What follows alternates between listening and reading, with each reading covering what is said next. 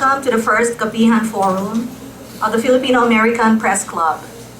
Yes, we have a press club, and from what we were told, this is the first Filipino American Press Club in the New York Tri-State.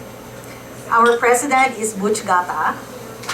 He is a photojournalist, and our vice president is Monette Rivera of TFC Adobo Nation. They are the only officers we have because they are the only officers we need. We have no treasurer because we have no money. We have no secretary because everyone takes notes during meetings. We don't have a constitution or a set of bylaws. We all agreed from the beginning that in case of disagreements within the club, we will resolve them as adults and we will not form a breakaway press club. Okay, we are having a Kapihan at 6 in the evening. I know we've always associated Kapihan, or coffee time, as a morning tradition for political discussion. But if we are to strictly observe that in this country, I doubt we would be able to gather a crowd like we have right now.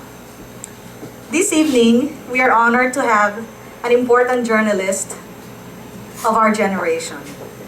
Sheila Coronel began her reporting career in 1982 when she joined the staff of Philippine Panorama, which is the Sunday magazine of Bulletin Today. This was during martial law.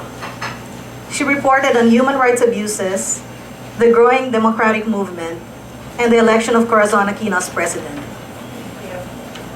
Then she joined the staff of the Manila Times as a political reporter. After that, she wrote for the Manila Chronicle.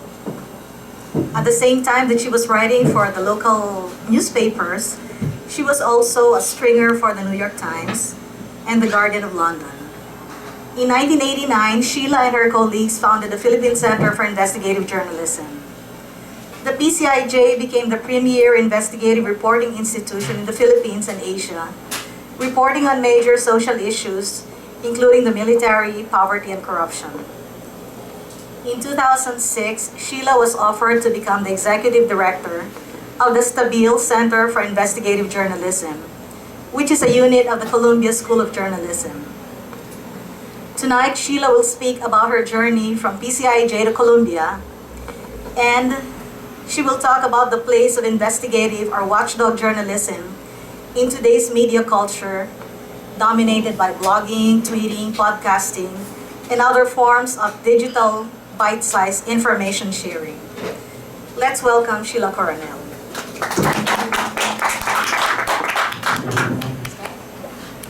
Okay, that's a lot to talk about. So I came here in 2006, and when newspapers were still not in crisis, and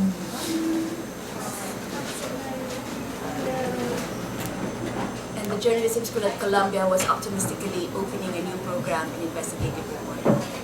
As you know, things have changed very much in the media since then.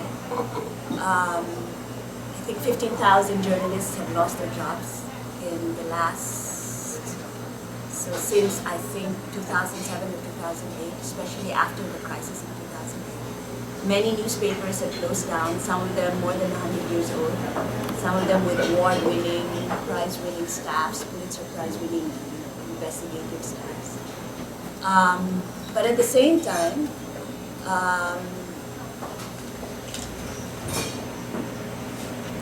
there are now, things have changed drastically. I mean, I don't need to describe to you the digital disruption, but I would just talk mainly about the investigative reporting space.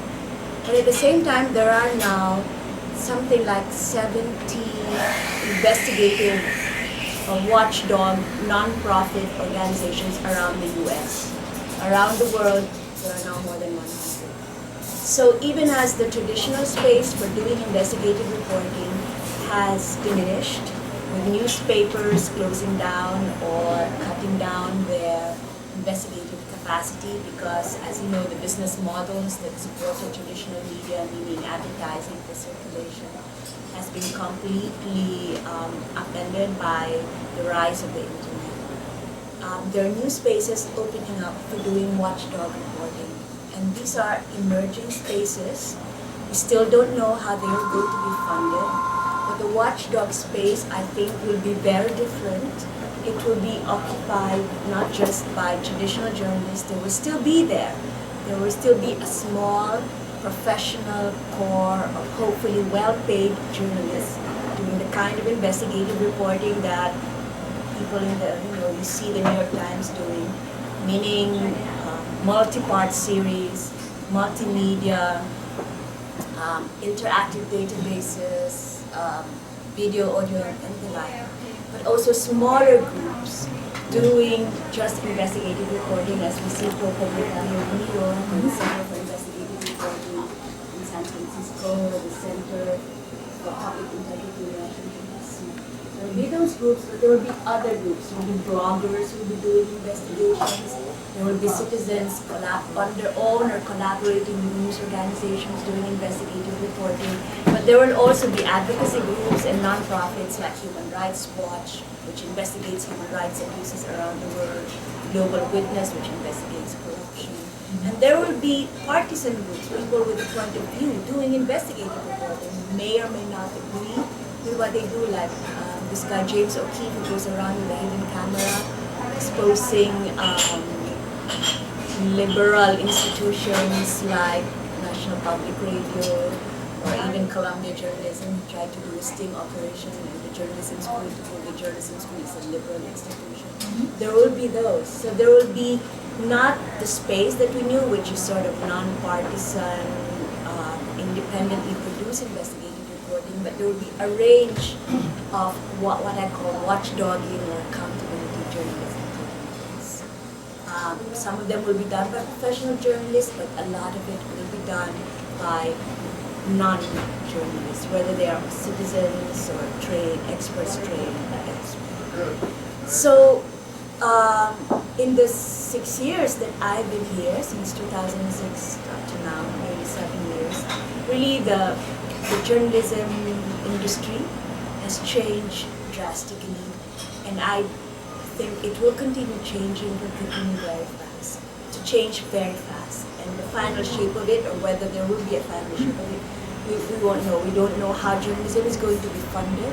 We don't know what sort of journalistic institutions will survive the digital transition. We don't know what forms of journalism and how people will be consuming. I mean, a lot more people now are consuming journalism on tablets, on mobile phones, even not just here, but elsewhere.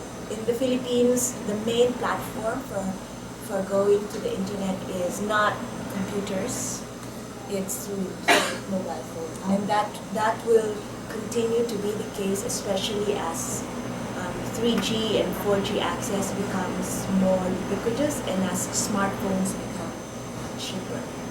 And that will be the case throughout the world. So the challenge for us is how do you reach the audience? Because it's not just us trying to reach the audience, other people are trying to reach the audience. And they're doing it through non-traditional channels, they're doing it through Facebook or Twitter. So journalism is changing very fast, and these journalists have to change as well. The skills for collecting and disseminating and producing journalism, or what used to be known as journalism, will have to evolve with the changes in technology and the changes in which citizens and citizens consume. So I started out when I started out as a journalist in 1982. I would go to Mindanao just to show you how much has changed. File a report by writing it in handwritten, in pad paper, and then I would go, like if I was in Tawi-Tawi, I would go to the Philippine Airlines office and have them talk to the manager and ask them to take my story in handwritten form to the PAL office in Manila, and then I will call up the Chronicle, and the Chronicle driver will drive from Port area. The traffic wasn't so bad then. From Port area to Naiya. It wasn't called Naiya then. Yeah. It was the Manila domestic airport. And pick up my story. Someone will type it, and then it will come out. Now you can file a story by doing it instantaneously through your mobile phone. And remember, there was only one flight to Tawi-Tawi in those days. And if the flight was cancelled because of a storm, I think then we started. So that the way of disseminating, when I tell this to my students, they laugh. They think I'm making it up because they cannot imagine. Or remember the days, Krian, when you would go to the nearest, what do you call it? PT&T. Yeah, the PT&T office. Go to a public phone, all of you are covering an event. Like even the 1986 campaign. Yeah, Cory Aquino would be going from one town to another all around the country. So you will file a story, this is what she said, and all of you would be lining up, shouting your story on the phone through the very bad PLDT line connection. That was how bad. And somebody from the other And end then of the somebody line from the other will be catching your story and typing it. And you would see all the errors the next day because he misheard. For sure they misheard something or they misspelled something. And when I was filing for the New York Times, actually that was the same way. I would be in Manila, so this was about 1987, 1988. I would call up, I still remember, I used to memorize the number 212 something. It's the recording room of the New York Times, and there would be someone at the other end who would be recording. So I would have to spell out all the names, Aquino, A as in, whatever. So that was the way it was, and this was not very long ago. Not too old, as you can see, in the 1980s. But this has changed so much, because now anybody can file a story. You don't have to have a newspaper. You only need a Facebook account or a Twitter account to be able to tell the world this is what is happening in Syria, now even with the press being clamped down. This is how people are disseminating information instantaneously, not through news channels, but through social media and other channels, using nothing more than a telephone, a small telephone. So that's how journalism has changed. It's a revolutionary change. It's a once in an era, epochal change. It doesn't happen often. Maybe the last time this happened, I wouldn't say the invention of the printing press, but maybe it's television in the 1960s. But even television has not changed as much as the internet has. The ability to transmit information by anybody, everyone. It's a very democratizing and very radicalizing change, because everyone now can transmit information. You don't need to have a TV camera, you don't need to own a TV station or a newspaper. You just need to have a Facebook account or a Twitter account, or even just a cell phone that you can SMS everyone something else. So that's how revolutionary it is, and this is why journalism schools and journalism teachers like myself are still trying to grapple and understand these changes and how they are changing journalism. So let me end with that and let you just ask questions, because I don't know what's interesting to you and what sort of questions. I remember Sheila and I were talking a while back about the trends in media, about newspapers collapsing and folding up, and yet Sheila said something like, despite these trends, journalism enrollment is still up. Do you want to explain that? Journalism enrollment is up. I don't know why. I think it's because a lot of young people have grown up with the media and they want to learn to be able to use the media to tell their stories, to bring about, a lot of them are very idealistic, to bring about social reforms, to bring about social change. They want to understand how the media works. They are no longer, some of them want to set up their own media organizations. They no longer know, they know that it's no longer the case that you start off as, it used to be in the Philippines also, as a police reporter. When you go City Hall, you go to the Metro desk, then you go national, you become DC correspondent or editor and so on. That's no longer the trajectory. The career paths are changing now. You can start your own news organization and be editor, publisher, advertising manager, and everything. You can be your own media entrepreneur. you can enter a newspaper almost without any experience and be hired doing new jobs like social media manager or engagement manager. So there are new jobs opening up, and I think in a way it's more democratic. Traditional news organizations are letting go of their older people and getting younger people who are more nimble, more skilled, more digitally capable, and cheaper, and willing to work for less, for longer hours, for less. And so I think it's a hopeful time if you're a young person in journalism, because you have a chance to reinvent journalism for your generation, for this era. If you're middle-aged, it's hard.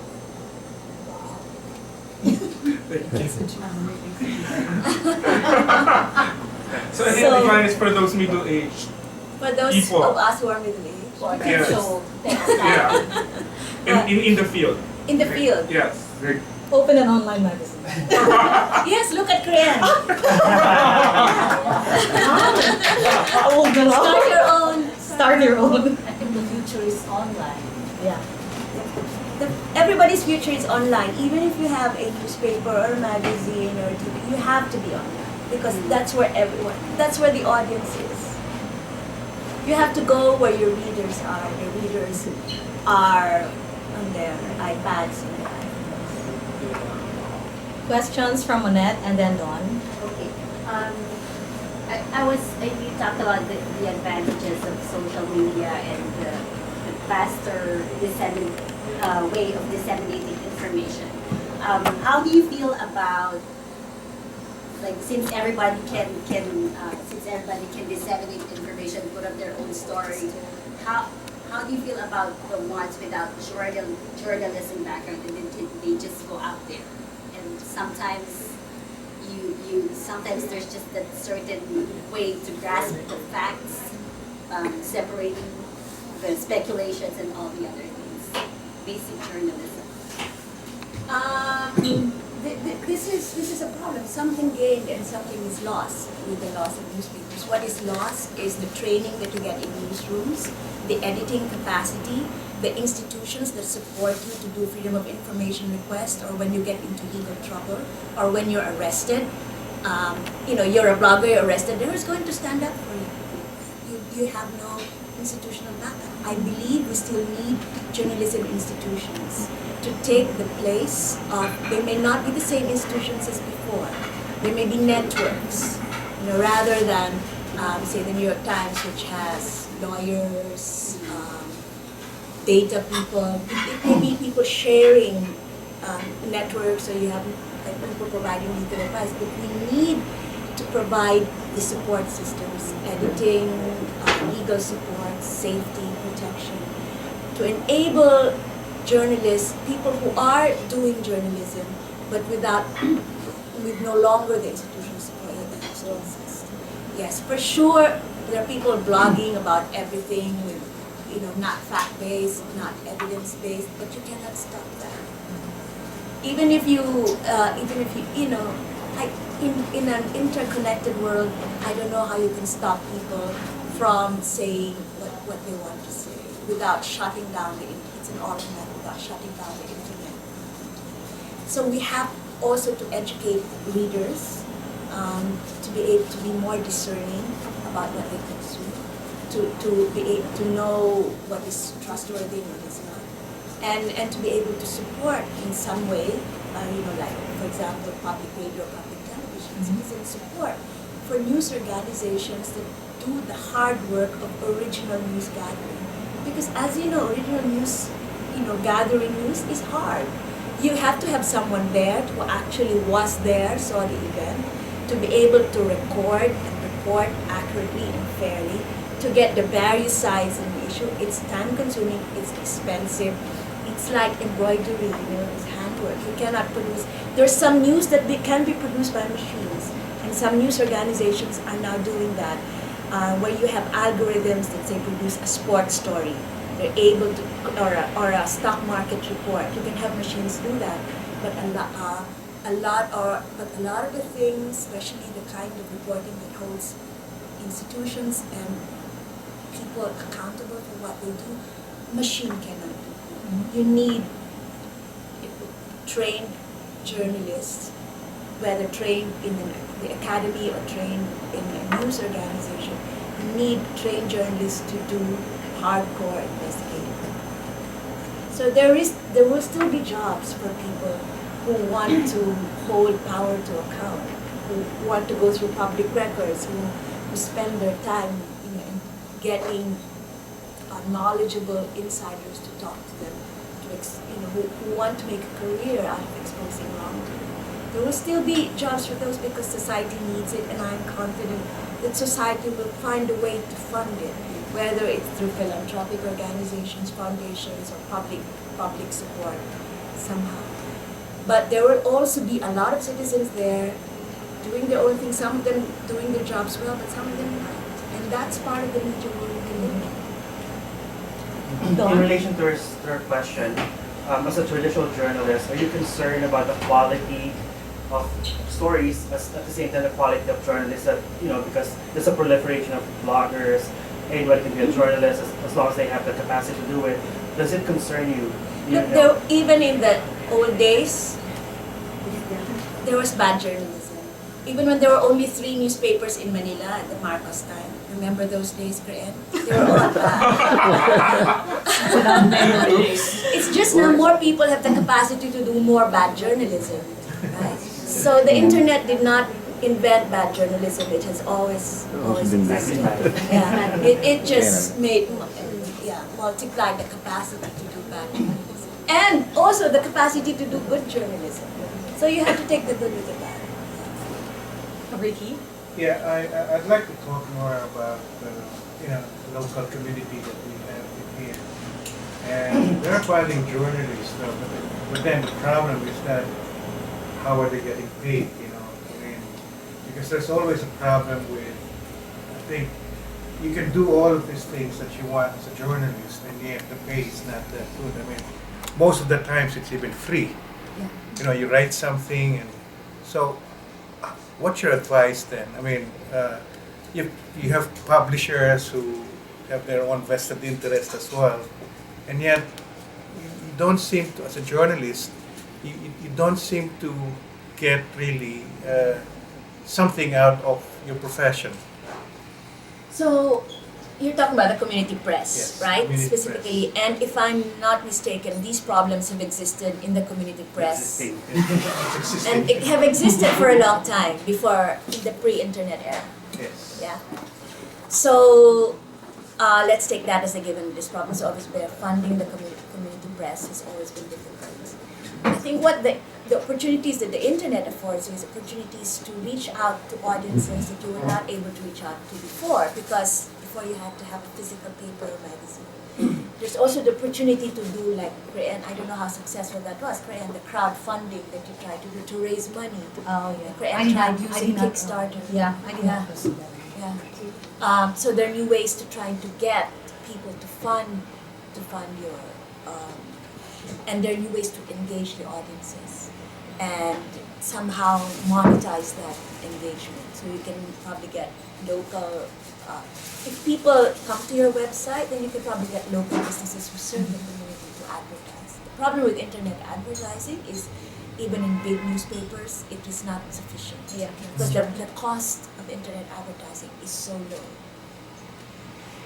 It cannot support, but it's so the challenge really is to look for various ways to, I ran a nonprofit in the Philippines for 17 years, and we started off with a borrowed office, no telephone because this was when PLDT had a monopoly, and you had to bribe your way to it, so we had to borrow a phone. Can you imagine a journalistic office without a phone? And we tried to raise money. It was difficult. We tried book publishing. We had a magazine, tried to get subscriptions for that. At one point, we had about 200, 300 people contributing about 3,000 pesos, about less than $100 to support our work. We sold T-shirts, coffee mugs, everything. But then we got foundation support. But that's the way it is. If you want to remain independent without a big money like ABS-CBN backing you up, that's the way it will always be. It will always be a struggle. What about community media, where the reporter wants to do investigative journalism, but the publisher has a lot of vested interests all over the place? It's not very different from How, where I how do used you to work around that? Yeah, that's hard. It's not. This is one reason we set up PCIJ, was because my friends and I, by then, 1989, had walked out of 3 newspapers, precisely because of this reason. And we realized there was only a finite number of newspapers you could walk out from. So we decided to set up our own news organization to be able to do investigative reporting, which we felt we wanted to do. It's hard, but one trick to go about it is you give the story to someone else who will use the story. Yeah, that's another one. Um, Another the- way to do it. And the other way is to set up your own website or blog, or there are various funds now that support investigative journalism. Yeah. There's the fund, if you want to Google it, there's the Fund for Investigative Journalism in Washington, D.C. I think that's funded by IRE. IRE. I think it's independent of IRE. And that's IRE has a separate fund for investigative journalists. This is the Fund for Investigative Journalism. And there's the Nation Institute Investigative Fund. My students have managed to get funding from these sources, so what you need to present is a proposal. And they will even help you market the story. So I think journalists have to think more entrepreneurially. I mean, who will buy your story? It may be interesting to you, but is it interesting to others? And entrepreneurially mean, if there's an audience for it, then maybe I can get funding for it. It must be important enough, significant enough to a community that there will be buy-in either from an audience who wants to read it or from funders who would like to fund it. Butch and then Ross. Okay. How would you compare investigative journalism here and in the Philippines in terms of safety, access to information, and other factors? Investigative journalism here has a long tradition, over 100 years, or if you want, even longer. There's in the Philippines, there was no, at least after 1986. I mean, when I started as a journalist, there was no tradition to speak of, because martial law killed investigative journalism. There was, at an earlier period, by the time we started working, that the tradition had died. So it was a matter of trying to re-establish a tradition, or to build a tradition where it's not just, government officials are accustomed to being questioned, where government agencies will give you the documents that you need to do your story, where newspapers are willing to publish hard-hitting investigations. So it's very different. We were starting out in 1986, for example, where government kept records very haphazardly. And so we had to almost train them that your job is to keep the records, and then the ones and give them to us.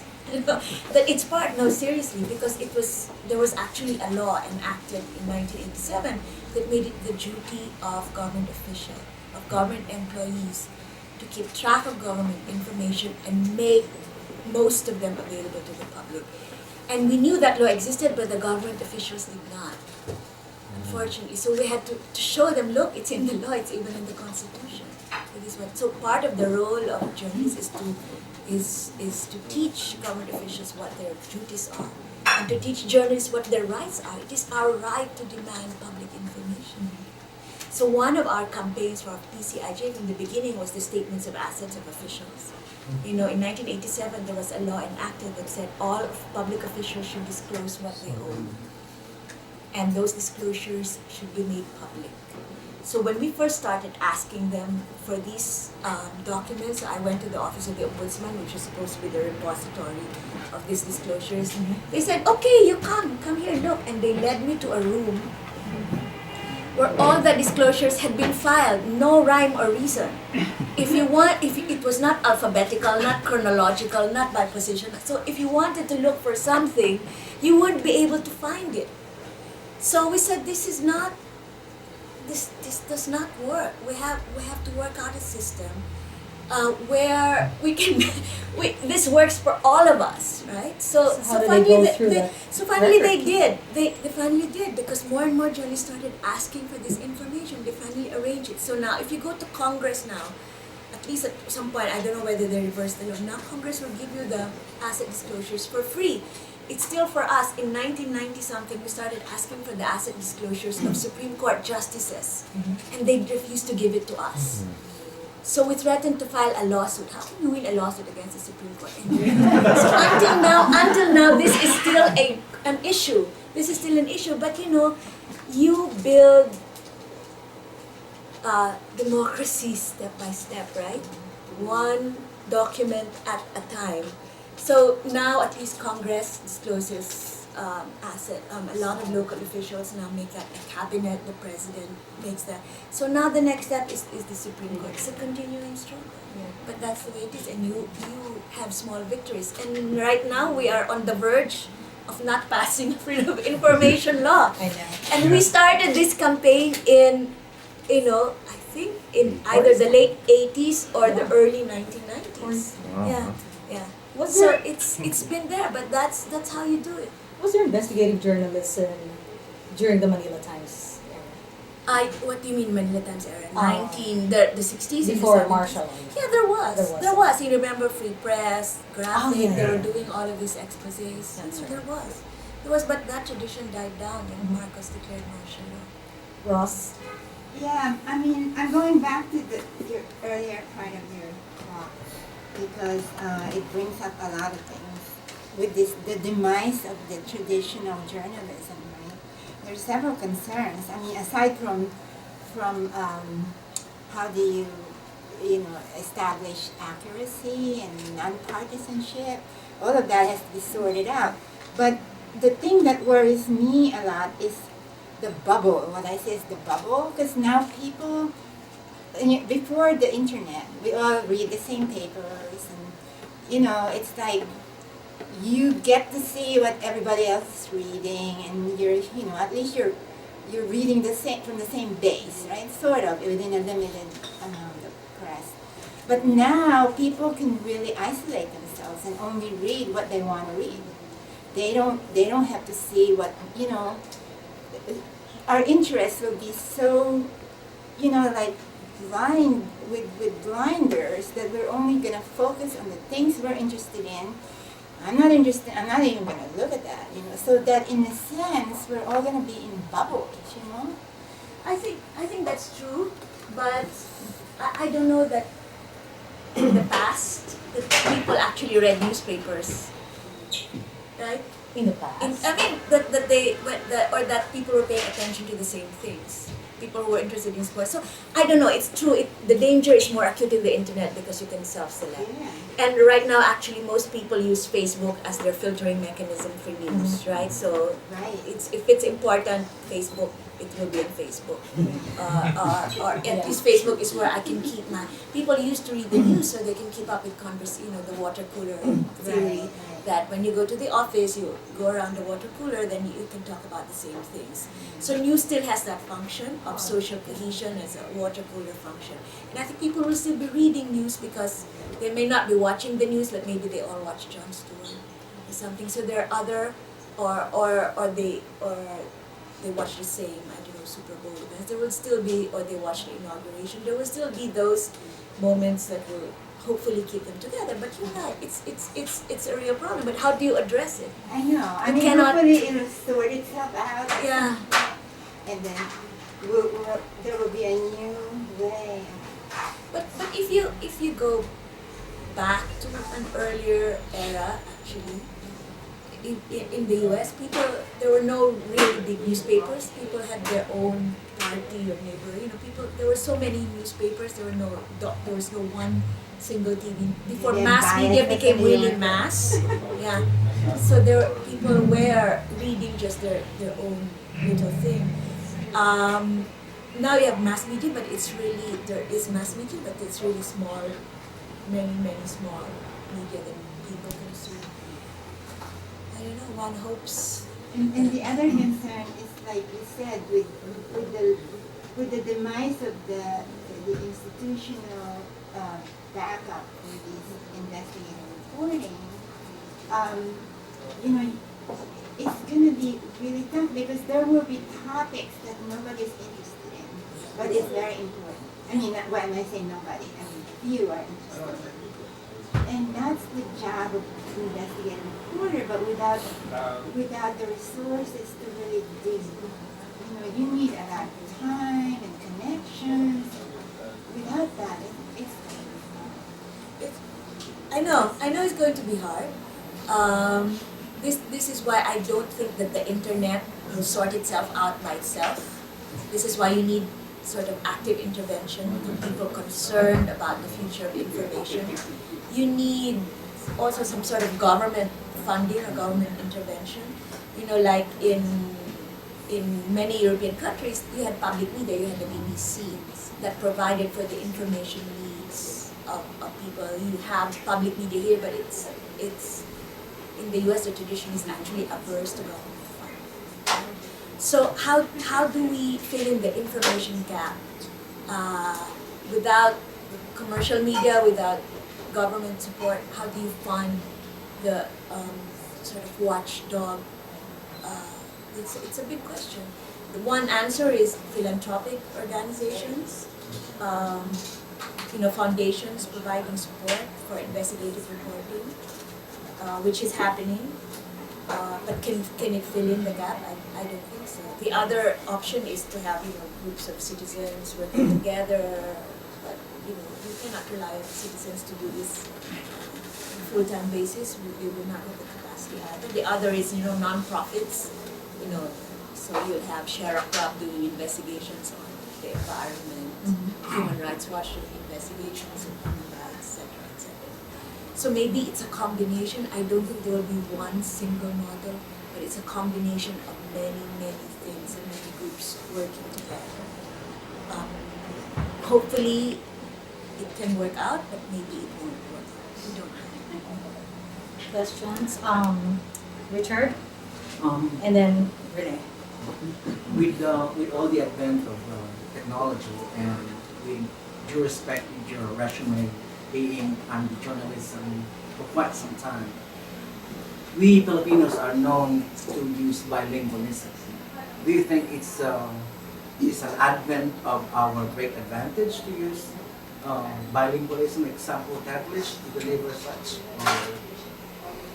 I think there's room for everything. There's room for, if you look at Philippine media, for example, the newspapers are still in English because they cater mainly to the urban, educated classes, and I think they will remain in English. There is no longer any notable daily that is not a tabloid, that is in Tagalog or any other language. It's also within the reference that now the president delivers his State of the Nation address in Tagalog. Yeah. And I was just trying to at least, segregate where do we accept such, bilingualism as an advantage. I think bilingualism is, whether we accept it or not, it's a reality. You see it in our media. As I said, newspapers are in English, radio and TV are in Tagalog. Or in the local languages, if you go to Cebu or Mindanao, it's mainly in Cebuano. Or Ilonggo if you're in Iloilo. Maybe it would be. It's actually not bilingualism; it's trilingual or Do you think it's gonna be a good aspect within our New York community, maybe? I don't know. Writing in Tagalog. Writing in Tagalog. In English? Some people can try that. Why not? Writing in Tagalog. Writing Well, in English at we have a Tagalog. fellow right here. He's Caucasian and he speaks fluent Tagalog. Kind of. I want to speak to him in Bisaya, but just to elude him from the other side of the road. I think. Ray, if you want to defend yourself. I think if you want to do that, it will have to be the same way they do it in the Philippines. Newspapers in English or magazines in English, then radio and TV in Tagalog. Yeah. Depends on the market, I guess. Yeah. Monette? Oh, I was going to ask about the number of investigative journalists here, well, whether in the Philippines or here, let's say the United States. Do you think there's a need for people to get into investigative journalism? Yeah, More than ever? more than ever, yeah. This country is in crisis, and they need more investigative reporting to figure out, to expose big corporations, big government, etc. Religious institutions, anyone who has power needs to be watched. So yes, this country definitely needs more As I said, every country needs more investigative reporting rather than less. So let me ask Sheila. There are two media developments that I wanted to get your thoughts on. One is the death of Newsweek, and the other one is the they eliminated the investigative reporting unit of CNN. I don't know if you've heard of that. I saw the Jon Stewart Me too. take on it. Yeah. So let me know your thoughts. Investigative reporting. Newsweek is not really investigative reporting. Newsweek is a news magazine. I think the business models for weekly news magazines in the U.S. is dead. Time is in the same. The only similar news magazine that is making money is The Economist, but that's because it has a more global audience, not just the U.S., and because it's gotten the formula right. And I don't exactly know what the formula is, but I don't think there is because the pace of news is very fast now. Why do you have to wait until why do you have to wait a week to get your news? Not unless it's When you really can get it in-depth. instantaneously. Not unless it's really in-depth, but even with in-depth news, there are so many other possibilities. If I wanted foreign news, for example, I would go to the New York Times, which is excellent foreign news coverage. I would go to Foreign Policy. I would go to which has a very good daily blog. I would go to Foreign Affairs. I would go to the Council on Foreign Relations. Or if I want to know about a country, I would go to the media of that country, because all of that is now available online. If I read the local language, I can read it in that language without it being filtered through Newsweek. Why do I need Newsweek to tell me about China, for example, when I can go to Shaixin, which is a weekly Chinese magazine, and get it from the Chinese perspective? So this is why this models of global weekly news magazine is dead. There's no revenue model from them. Do I grieve for the loss of Newsweek? Not really, because it's not like they leave a gap. There are others that are filling the gap. I just have to just find my own news source. What about CNN's? CNN's investigative report. Well, I don't know. CNN is also it's searching for its business model. It's mainstream network television is in crisis. CNN is not a network, it's cable, but certain cable channels are also in crisis. So, do I miss it? The TV is apparently no. I can watch Al Jazeera and seriously and get even better investigative reporting from a different perspective. I find CNN so American. I can watch BBC, which is still available. And these are funded either by public funding in case of BBC, which is a tax on those who own televisions, or by a rich emir, as in the case of Al Jazeera. Yeah. Any other questions? Chris? You mentioned highlights in your work in CIJ, especially during the Marcos era and towards PCIJ was after Marcos. after Marcos, okay, so towards era. It was well known that you did a lot of work during the trial, connected to the trial with era. And what were the risks that were taken? How hard was it to get the information needed to get? When we first started investigating Estrada, he was very popular. As you know, Estrada won by a margin. I think 6 million votes margin, one of the biggest margins in history. So when we started doing an investigation of him, the major news organizations didn't want to publish the story. So our first story on Estrada was questioning how he acquired his wealth and what assets he did not declare in his asset disclosures. It was a very, very safe story. I think only one or two newspapers published. It mainly was distributed online through the web, and by college newspapers, smaller newspapers. And then when Chavit turned against Estrada, and then the Catholic Church started becoming open, we were ready by then. We had all of you been working on it for close to a year. It was hard to get documents, especially from San Juan, especially Bacoor and San Juan, because in any other municipality in Metro Manila, you could get land titles and tax declarations on real estate property, except San Juan, especially if you ask for extras. So we did it in a very roundabout way. We did it through a former BIR employee who could get it through other sources. Anyway, the main challenge initially in the documentation was the painstaking nature of it. Not so much that the information was hidden, but it was just very tedious to get. So here, for example, you can go online and get the record of a company. In the Philippines, you have to go to SEC, line up, be there at 7 in the morning, line up for 3 hours, and you can only get 3 company records at a time. So our list said Estrada had something like 80 companies. So you can imagine how long that took. And then we had to figure out whether that was really his company, etc. But it was more the collection. But when we started publishing, we just got threats, but not directly, indirectly from others. I think Estrada was too busy hanging on to power to do everything. But I think at that time,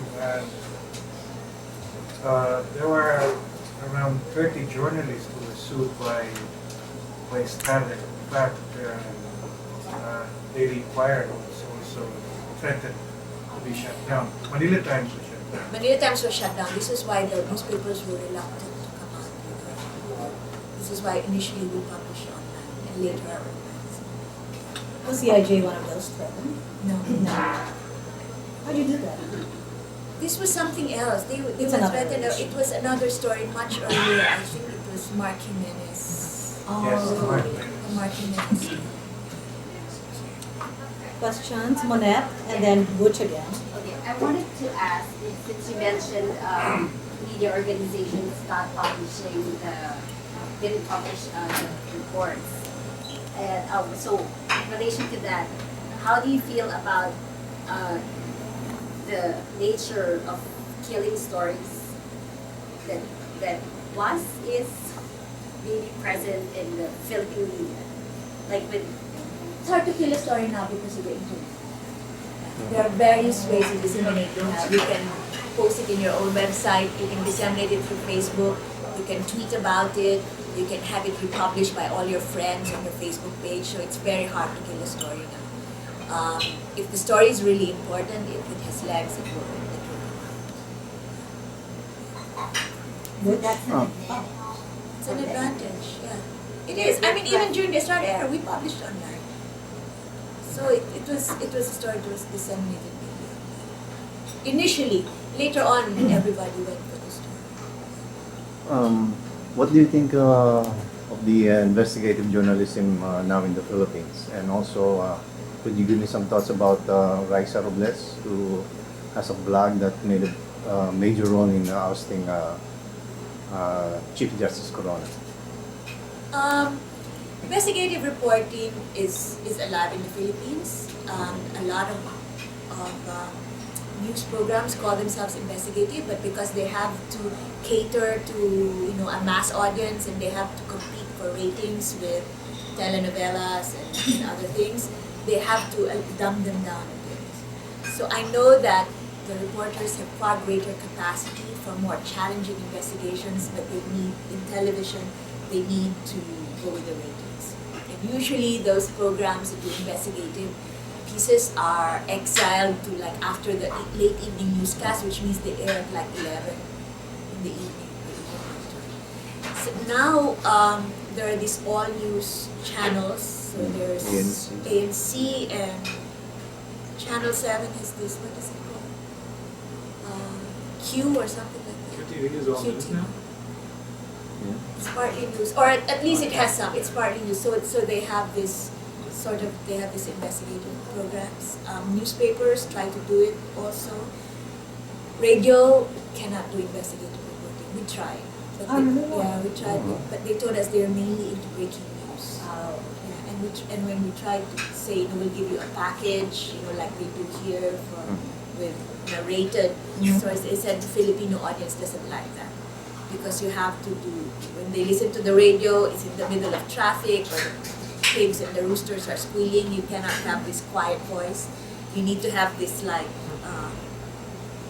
circus barker voice, so that's how.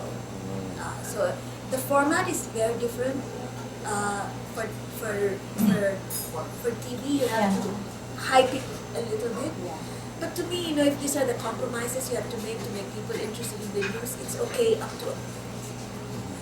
Then they'd also do a lot of undercover reporting because it's television, same case here. But again, these are compromises you have to make for the audience. Yeah. What about Raisa Robles?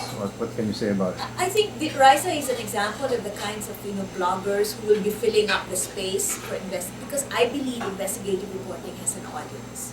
That people like to learn about the wrongdoing committed by powerful individuals and institutions. So whether you're a blogger, an independent center like PCIJ, or Rappler, or GMA, or ABS-CBN, there will always be an audience for investigative reports. So I think, Raisa is doing a tremendous job, considering she's doing it by herself. Largely a lone wolf kind of operation. There will be that. That's happening here. That will happen that's happening in a lot of other places. I mean, a lot of the things before the Arab Spring, it was like individual bloggers exposing, abuses of the policemen in Egypt, for example, during the Mubarak era. And a lot of things happening in China now. It was microbloggers and bloggers. So there will always be individuals who will be doing this on their own. More and more because the internet allows them to do it. Because with the internet, you have a global audience. A lot of Raisa's audience is made up of Filipino Americans. Yeah, that's true. Don? I'm just curious because when you're doing investigative stories, that means you're exposing something. So that means you are sometimes you will encounter people who would sue you for libel or at least threaten you for libel. So how do you deal with that, and what are your tips? First of all, you have to get it right. Yes. You have to be very sure.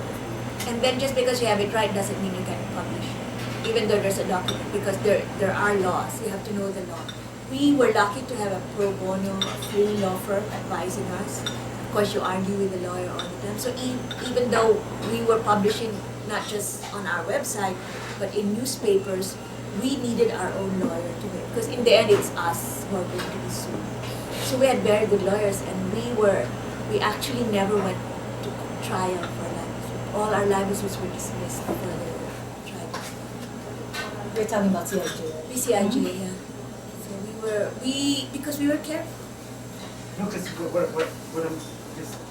what happened was they never really sued, but they're just threatening you. Oh yeah, to they sue, threaten all the time. Yeah, that's all the part time. of the course. You just look. You do this kind of reporting, you have to face the consequences.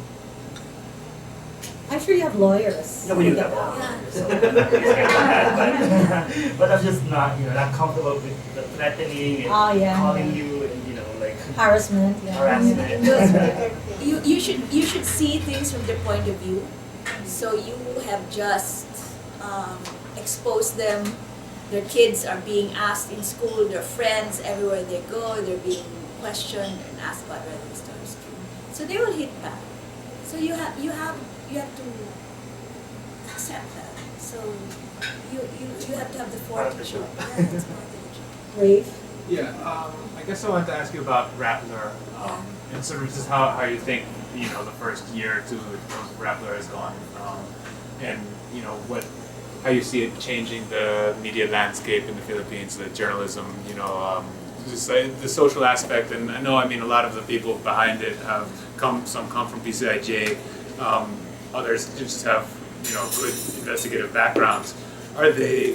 Do you see that moving? Is that one place that some of the PCIJ that kind of tradition will continue surviving in the Philippines? I certainly hope so. I Yeah. think Rappler has grown amazingly, and in the last year or so, there's I think the top news sites are still Inquirer, Philippine Star, and then followed by the networks, and then Rappler behind. But given that they're fairly young and they're very aggressive using social media and they're very experimental in the way they engage audiences, yes, very much so. I think that's. They keep the tradition alive. But there are also other websites. Interaction is very good. The ABS-CBN website is very good. The GMA website is very good. But what I like about Rappler is it's independent from all of these big business interests. And I hope they will stay alive, and I hope they will be.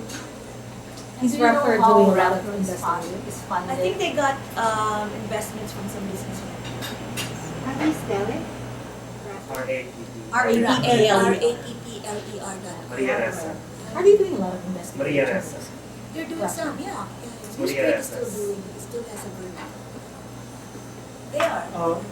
There's been a trend in the Philippines for journalists or former journalists to join public service. I have two people in mind, seemingly from the opposite poles. A guy who became the vice president, De Castro, and Grace Padaka. Yeah.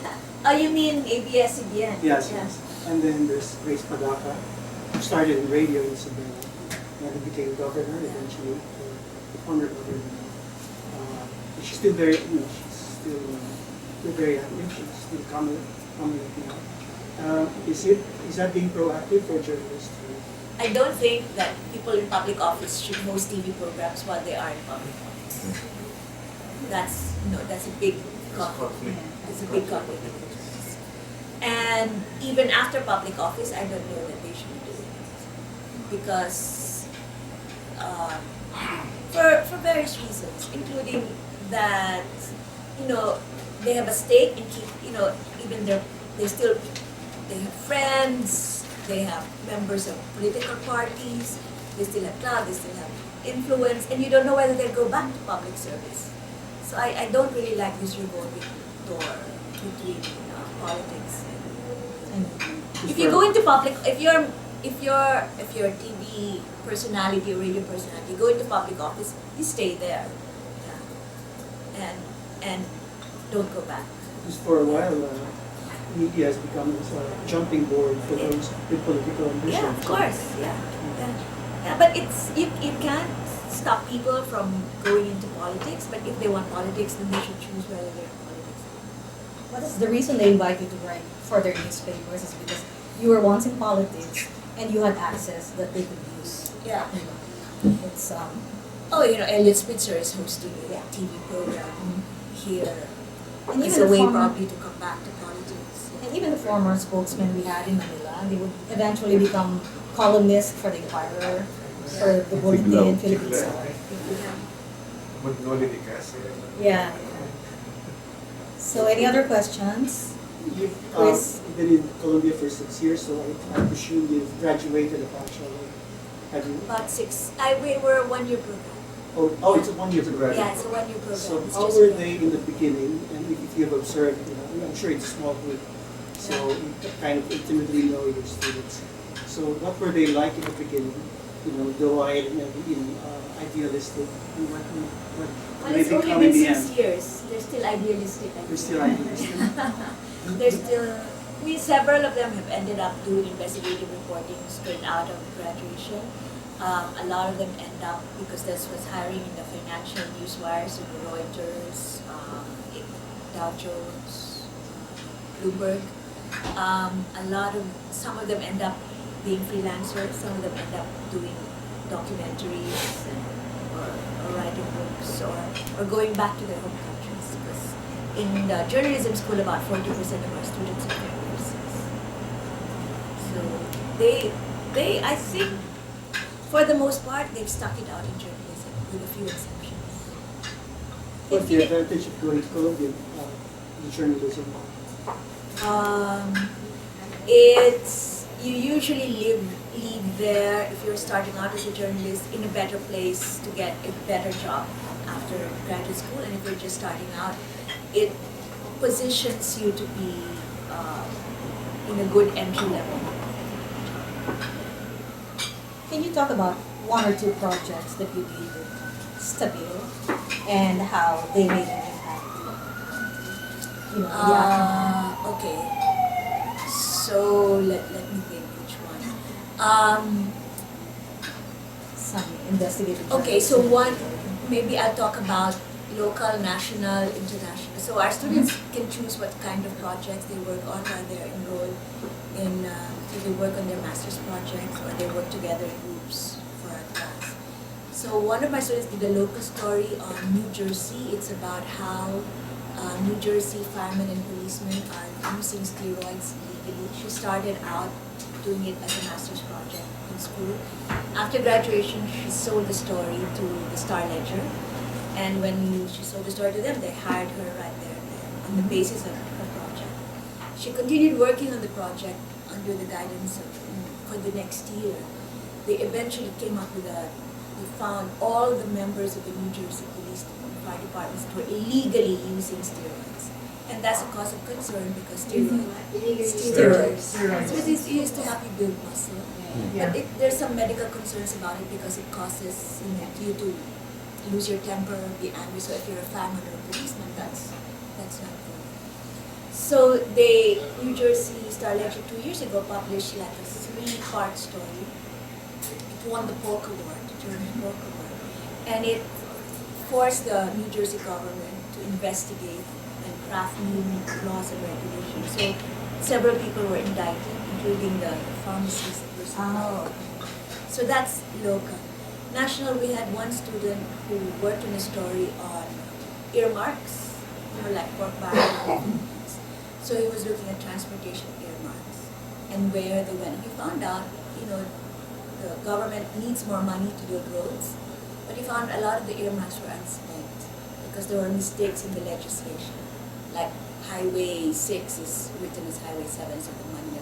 So he collected all those unspent earmarks for the past 10 years, and he came up with a total of about $7 or $10 billion that's just sitting there in the treasury unspent. So he built a database and a map, front page of USA Today. Within a week, there was a new bill in Congress called the Orphan Earmarks Act, and then Obama later released that money for use. So internationally, it's harder to make impact. So I'll just tell you a story that we did, which was very difficult to do. Didn't really make much of an impact. Our students investigated a Chinese company that was investing in Africa. They looked specifically at Guinea, Madagascar, and one other country. Working out deals with very corrupt regimes in Angola, promising all sorts of things but never really delivering, but actually doing bribery and corruption. So that story was published here in the US, in Washington, D.C., and also in China, in Chinese and English. So it was one of those experiments we had in trying to do. We sent our students to Guinea and to Hong Kong and Singapore to research the story. So it was one of these where we experimented doing an international story and co-publishing in both the US and China. And that was funded by? It was funded by our center because we have funds to send students for travel. What qualities make a good investigative journalist? And could you give me your criteria for to have an issue investigated? So persistence, patience, because investigative stories need a long time. So you should have a short. You can't have ADHD if you're doing investigative. To have a long attention span, you have to stick to a story because it takes a long time to do these things.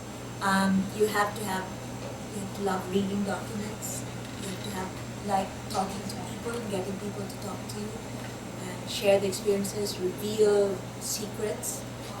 And then you have to be able to tell a story well. Because investigative stories can be boring. A lot of them are boring.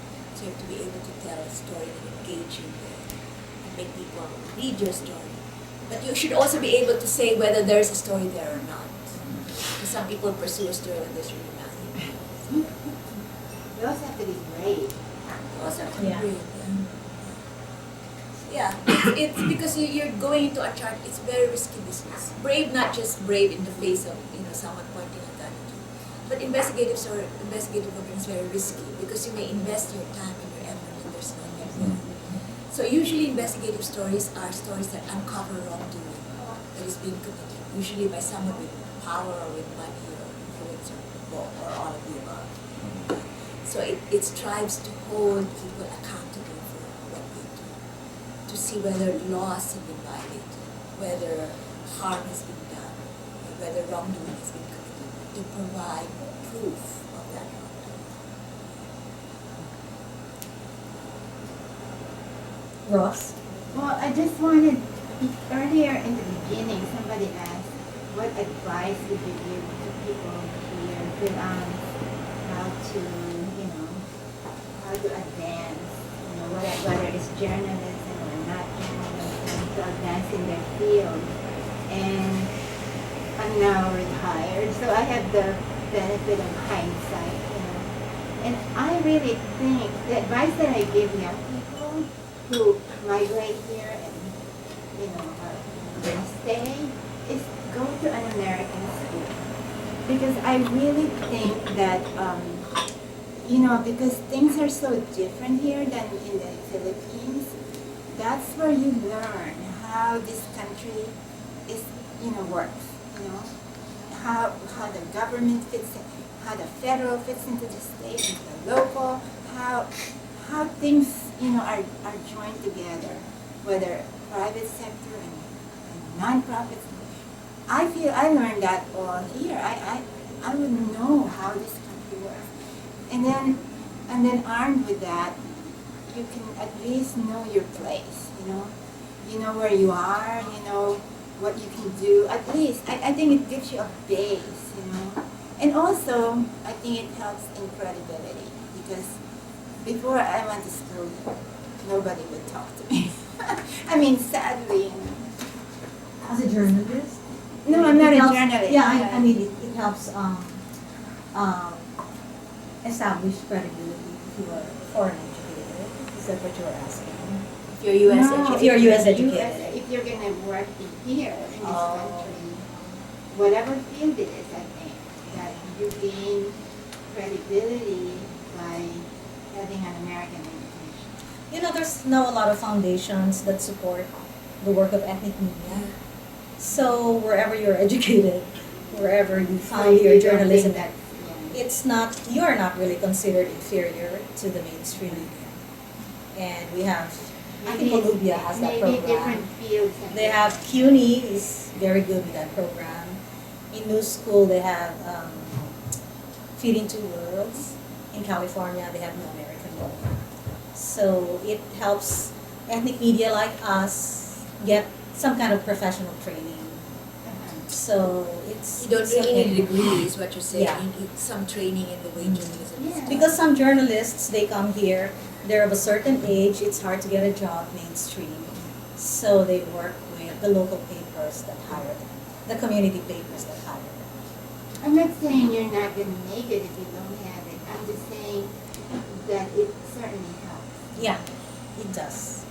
What we tell our students is what distinguishes you from everyone else out there. What are your strengths? What skills do you have that others don't? Whether it's knowledge of another language, of a particular subject area, like science, environment, fashion, art, culture, politics, deep knowledge. Third is, data, whether it's subject matter or other skills, whether it's data, video, audio, you must be good at something because a generic journalist can do everything, can write a story, and it's not good enough. You must be good. You must have a selling point. And you must know your strengths so that you're able to capitalize on your strengths. So, access to a community is a strength. Mhm. Deep connections to a particular community that you report on is a strength. But whether that's enough to distinguish you from the others, just look around. So now journalism is going in two different directions. One kind of journalism is highly skilled, right? you have to be really, really good. And then there's the sort of the citizen media where, it can just be good enough.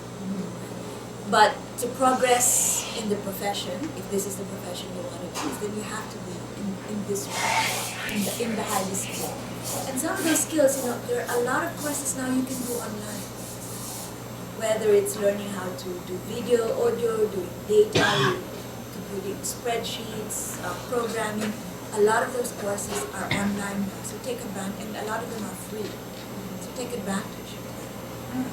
And then build the subject area, build your expertise in a particular area.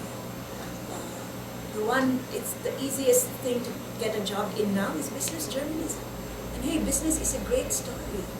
Because the crisis we are in now is precisely because of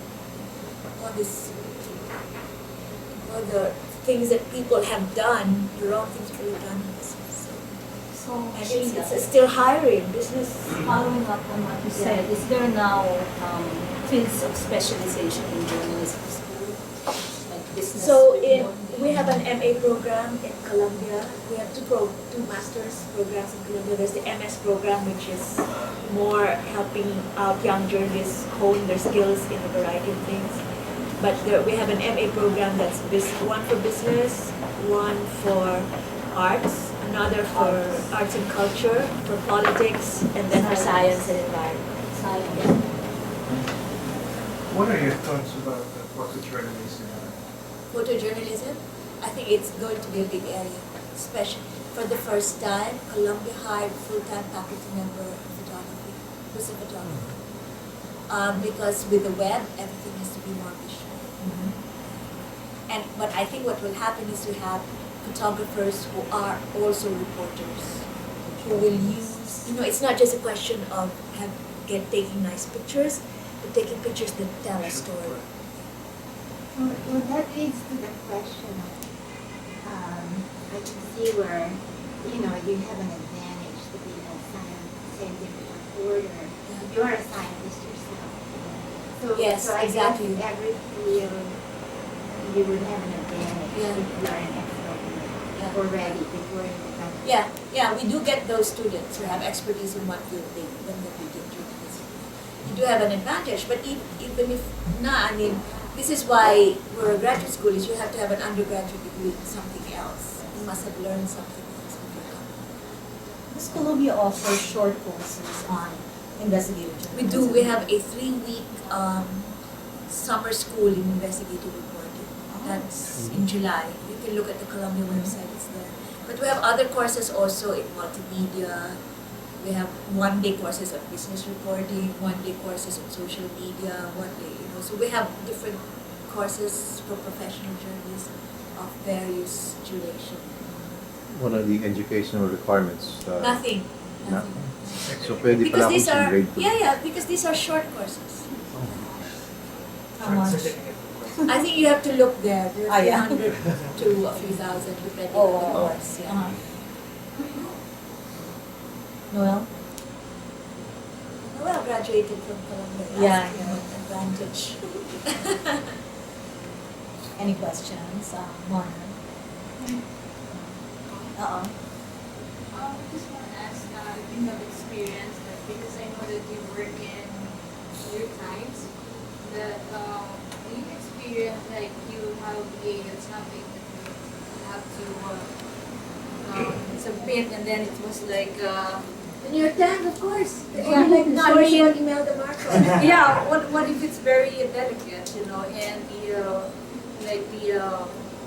they don't want it to expose, Have you No, I, experienced something what, the New York Times was doing that kind of reporting in the Philippines. Reason I was there. And not even now, they don't even have a What about here? Here, I think here there's far less constraints on reporting. In the Philippines, mainly the constraints have to do with your owners or your advertisers. So what you do in those cases is you give the story to another paper with a different owner. And somehow the owners balance themselves, you give it to another reporter who can publish the story. Or the other thing you do is you take the risk to publish, telling your editor, it's not just me, but several of us, publish simultaneously. So that it's not just, if your editor is afraid to expose something, then you can work with other, so you can partner with television, for example, to do the same story, or with another newspaper to do the same story. So you share the risk. This is what they do in Colombia, the country, where it's dangerous to do this kind of reporting. They don't have bylines, and they publish simultaneously to spread the risk. The other is you set up your own blog and publish there, or your own independent news organization, or publish on Facebook. I just wanted to ask, what's the one thing that triggered you to get into investigative journalism? One thing that Triggered your interest? So I started out as a journalist during the Marcos era, in a magazine owned by a crony of Marcos. So in that magazine, you couldn't, or in the newspaper, you couldn't put out pictures of Imelda Marcos looking unattractive. She always had to be beautiful. So Marcos, even when he was, dying, has to look healthy. So, it was this frustration. And 1986, when the Free Press, there were all of these things you wanted to report but couldn't report in the past. And then we worked for newspapers where you had to do 4 stories a day. I was covering Malacanang, for example. I'd be literally in tears going back to the office. Because this is not what I wanted to do. I didn't want to write that tomorrow is a holiday. Or that this is what the president said today. I thought that, this was not what we have a free press for. So my friends and I realized to do this kind of reporting, we had to do it outside of the structure of a traditional newspaper. So this is why we set up PCRJ, to just do the kind of reporting that we think we could not do, that we think needed to be done, but had no space then in the usual news organizations. We had to carve out our own space. So you had so much beautiful photos of Imelda. Yeah, you should go to the Bulletin Library. Amazing pictures. Imelda jogging on the beach. Imelda Marcos, half naked, just wearing his swimming trunks. We used that photo several times. In his swimming trunks, jogging on the beach. Even when he was dying.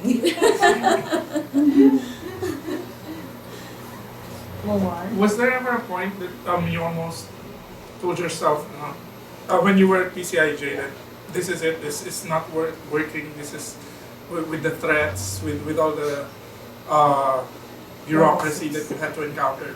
Is there ever a point that you said, no, this is not what I want to do? What would have been the alternative is to go back to the newspaper or get out of journalism altogether. And once you form this thing, it has its own logic now. You have to keep it going. And we had a lot of support actually for the work that we were doing. We had people believing and encouraging. And newspapers were using our stories, despite. And our stories were making impact. And so we just kept going. I'm just curious, you started 2006, that was when GMA... No, I started... after GMA. Yeah, during GMA's. And you were here, and you were witnessing what was happening with GMA, with the thing that you started with the investigations and around her. Yeah, How did it feel like? And you were there in the heart of the action, and you were doing something here at Colombia already. We started that thing. We posted the Hello Garci tape on our website, right? And on the advice of our lawyers, who said, the anti-wiretapping law you can only invoke it if you admit you're the one being wiretapped. So this is why we posted it, because we weren't sure, that we could get away with it legally because there's a law against wiretapping. So in effect, Gloria had to admit she was the one on the tape to be able to tell us to sue us and say take the tape out. So that And was, she did, right? No, she did. She After said she that, was I sorry, am but sorry. later on she said something else. But they didn't sue. So And then after that, we were really getting harassed in various ways, legally and in various other ways. So when I came here, that sort of died down already. For me, it was both a relief. I wasn't here anymore because I wasn't there anymore, because it was just getting to be so frustrating because, Arab and then Roya, it was the same thing. I had sort of grown disillusioned. And also provided me the distance to be able to see the Philippines with some perspective. So I think it was time, I had been director of PCIJ for 17 years. It was time to go because you cannot be the founding executive director for life. Right? It's not good. It's like marching to his deathbed. I didn't want that. How was that like, changing perspectives? It's disorienting. So how do you look at the Philippines Vertigo. now? I don't know, I'm still confused. This is why I So haven't looking moved at on. Johnny Ponce and Rita, is there something about this person's life that you wanted to investigate, but you couldn't do because you're not there, or it's tedious, takes a lot of time, it takes a lot of, might take a lot of threats? I don't think I'm really with threatening, frankly. No. He's a very complex man. He's interesting, but I don't know that there's something to investigate because what's there has already been recorded. His whole, if you look back at the whole PCGG investigation on hidden wealth, that whole Rolando Gapud's testimony, we already know that. It's a matter of putting it together. Real is involved in his Bank and all of that is involved in the coconut levy. That's all well documented, except that he's trying to rewrite history. And everybody has the right to rewrite history. Right? So but it's just a question of presenting facts that have already been established before and making them fresh again. Quick follow-up on the PCGG, you mentioned it. What are your thoughts on the proposal to have it abolished?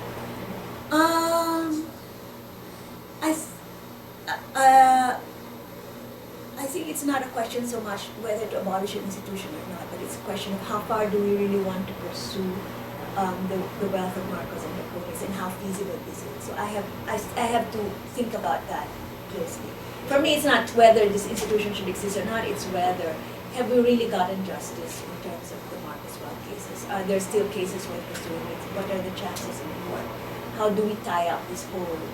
Because despite all the dysfunctions in the PCGG, actually the Philippines has recovered, I forget the exact amount, but several billions. I think it's in the more than 10 billion in wealth already, which is remarkable considering how dysfunctional the government and the legal system is, and considering how others, like Haiti still has not been able to recover Duvalier's wealth.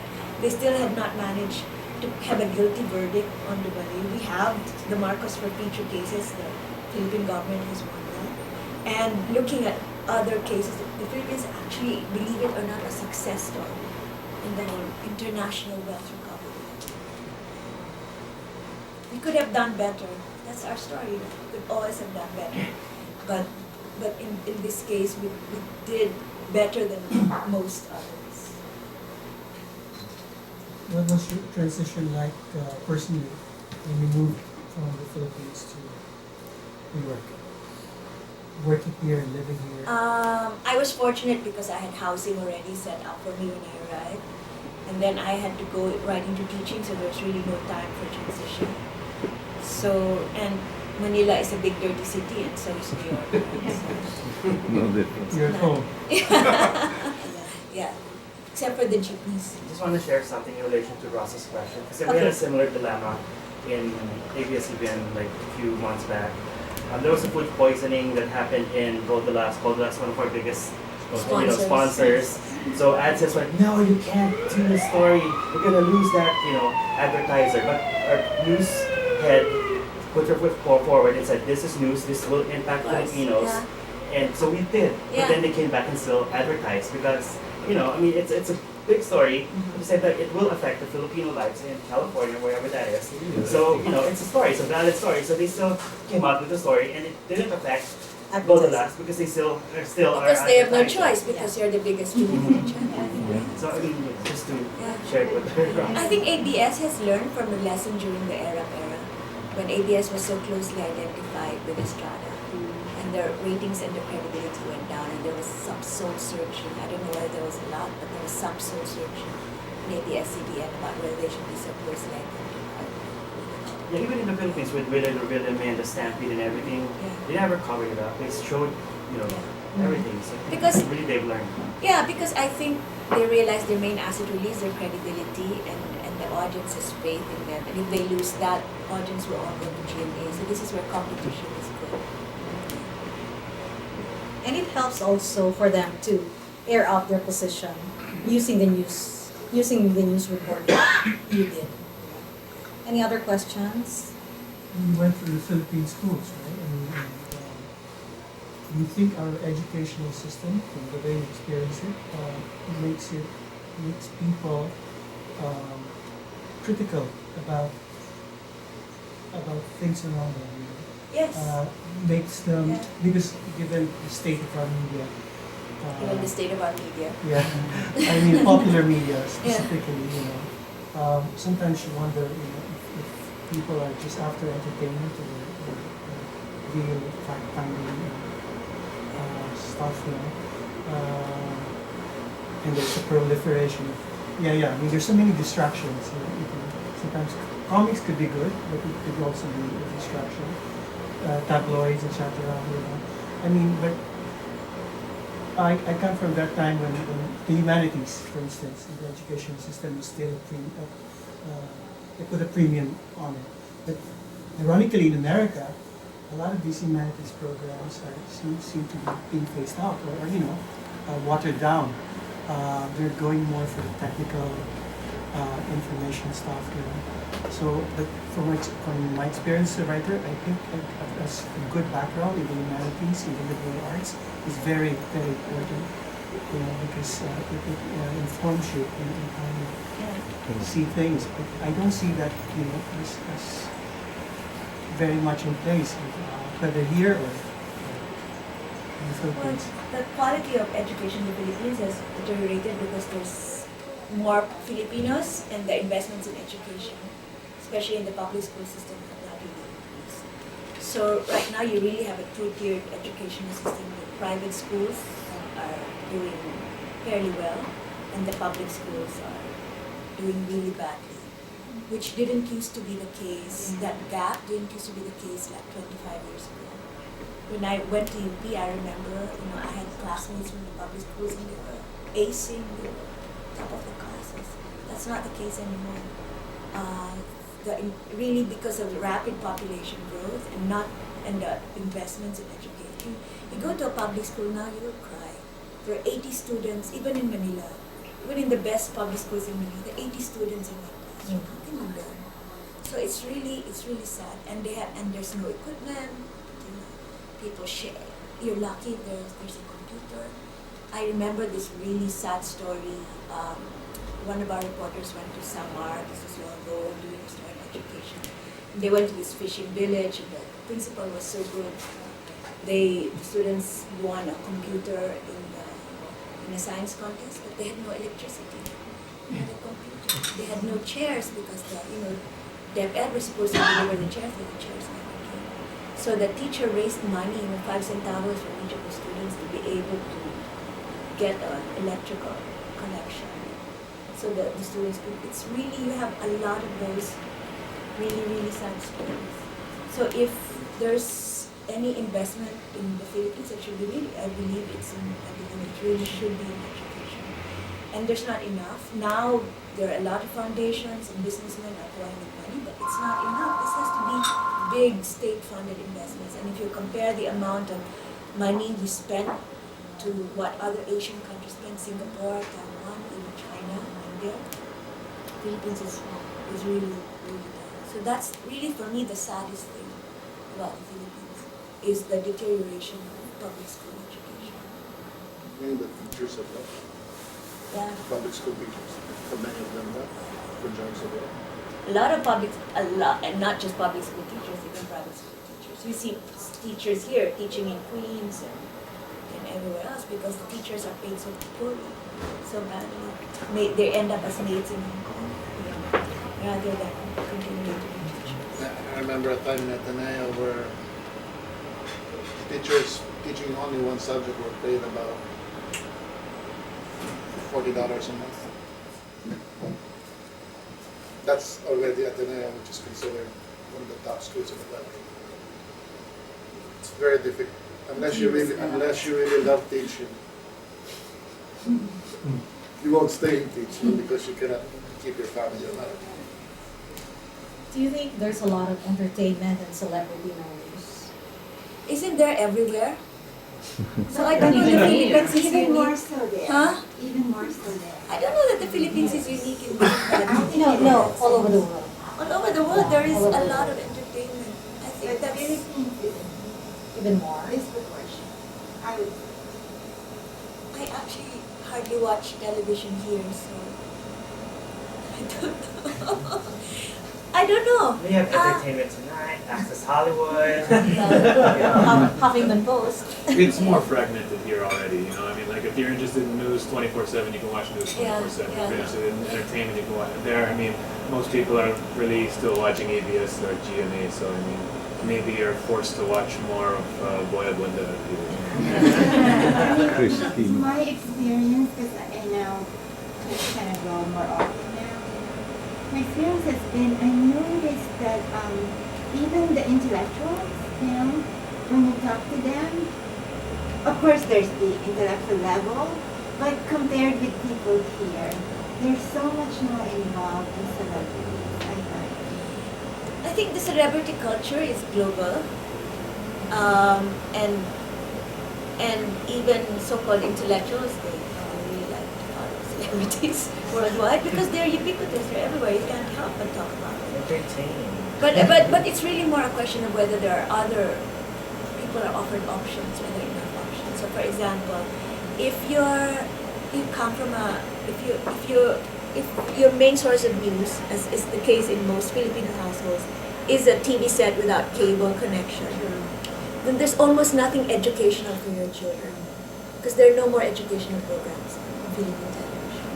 That to me is really the Also, I think because the Philippines is small and kind of, I would say, not intimate, so people know everybody's lives, maybe that contributes. I think there should be more regulation of terrestrial TV so that there will be more educational programming because really that is what people watch. I think the average viewing time in the Philippines is like 5 or 6 hours. Very high, very high. People are glued to Netflix. This is where I think TV has failed. So we have an educational channel. Yeah, but that's Knowledge cable. channel. Oh, we have That's cable. I'm talking about free TV. Terrestrial TV. Any other questions? We have 10 more minutes.